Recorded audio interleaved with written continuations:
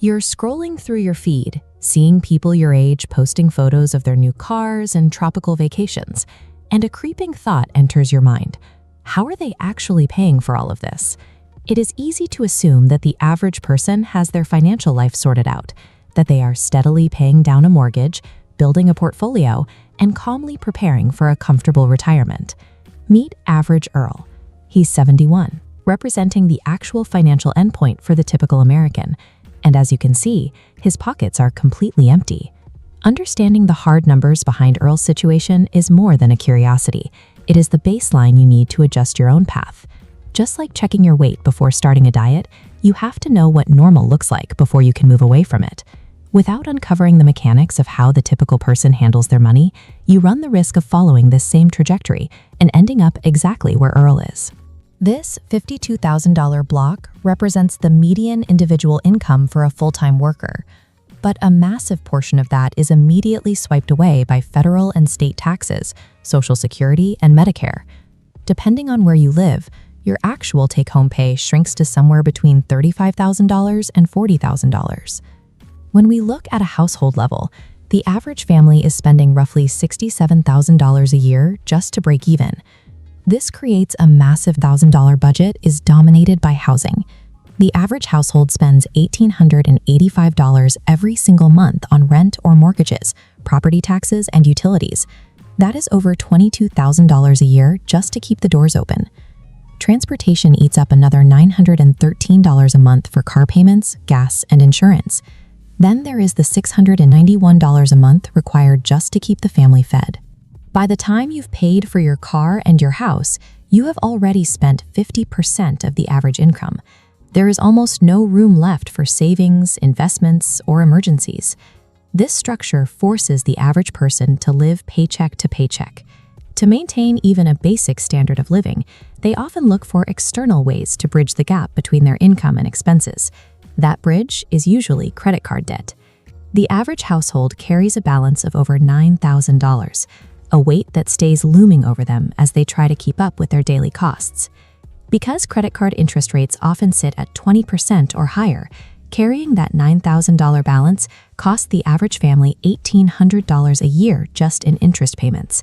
That is money being handed directly to the bank with zero return for the household. Most of this debt isn't the result of a sudden crisis. It is the accumulation of lifestyle spending, clothes, dinners out, and impulse purchases that lose their value almost as soon as the card is swiped. Relying on high-interest debt essentially means you are trading your future wealth for a lifestyle you can't currently afford. Every dollar spent on interest is a dollar that cannot grow in an investment account.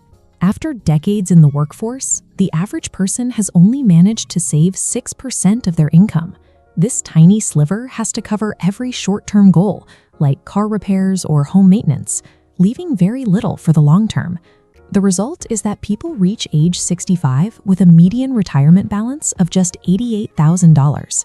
For most, this is the only significant pool of money they have left after 40 years of work. We can measure the impact of that $88,000 using the 4% rule. This is a common guideline suggesting you can safely withdraw 4% of your savings annually in retirement. 4% of $88,000 is only $3,500 a year, or roughly $300 a month. There is also a significant gap in timing. The average American stops working at age 61, but they are not eligible for full Social Security benefits until 67. That creates a 6-year window where they are entirely dependent on their own meager savings. Even when Social Security kicks in, the average check is $1,550 a month. For a retirement that could easily last 25 years, that is often not enough to cover basic necessities like healthcare and groceries. Following the typical financial path leads to a situation where you are forced to spend your final decades in a state of constant anxiety, hoping your small checks don't run out before you do. While these numbers are discouraging, they also provide a clear guide on how to get better results. Because the average standard is so low, making even small adjustments to your behavior puts you ahead of the majority. If a household currently spending $5,500 a month can find a way to live on $4,500, they immediately free up $12,000 a year. That shift in spending is the first step toward bridging the gap between income and expenses. The next requirement is to stop the bleed from high-interest debt. Eliminating a credit card balance and refusing to carry one again ensures that your money stays in your pocket rather than going to interest payments. That $12,000 in annual savings can then be put into wealth-building tools like low-cost index funds. An index fund is a type of investment that tracks a specific market index, like the S&P 500, allowing you to own a piece of many different companies at once for very low fees. Reaching financial security doesn't require an extreme salary or complex strategies. It requires the discipline to be more intentional with your spending and your savings than the people around you. Your current age or your current bank balance doesn't have to dictate your future. Even if you are starting late, the compound effect of consistent positive choices can change your trajectory over several decades. Use these statistics as a roadmap of the exact mistakes to avoid. Now that you know exactly where the average path leads, you can see the turns you need to take to avoid it. Being normal with money is a choice. Once you recognize the reality of that endpoint, you have the power to decide that you want a different story for yourself.